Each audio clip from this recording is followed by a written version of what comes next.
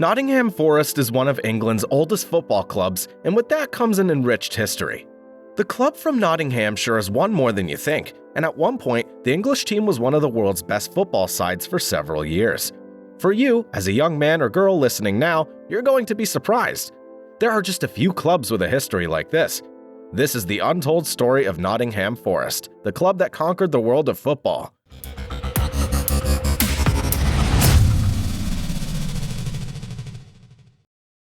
The beginning. The Reds, which is the nickname of the club, was founded in 1865. 1 year later, they played their first official match against their rivals, Notts County.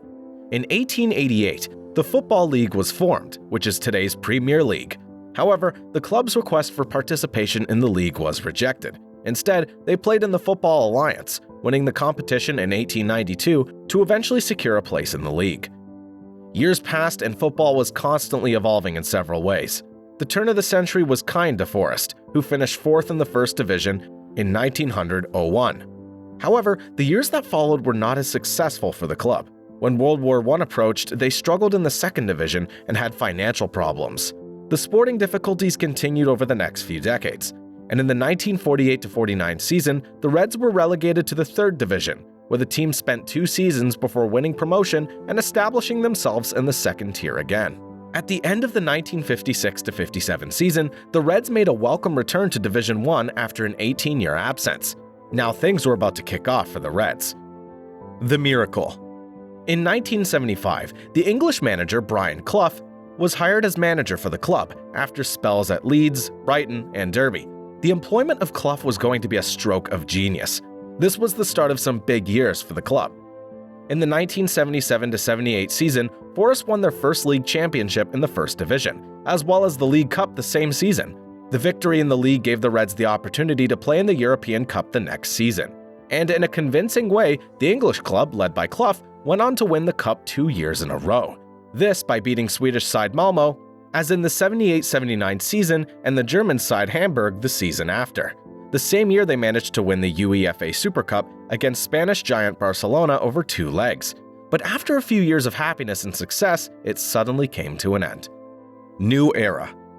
Nottingham Forest continued to play in the first division throughout the 80s, but suffered a decline in quality and therefore league position. The team secured 3 third places, the last one in 1989, before taking the trip down to the championship in the first season of the newly branded Premier League. The top scorer for Forest that season was none other than Nigel Clough, the son of the title-winning manager from the 70s. The Reds came back for a few years, but spent the majority of the next 30 years in the championship. That changed in the spring of last year. Forest was back after winning the playoff round, and for the first time in 23 years they were back in the top flight. Prior to this season, Forest signed a whopping 22 players.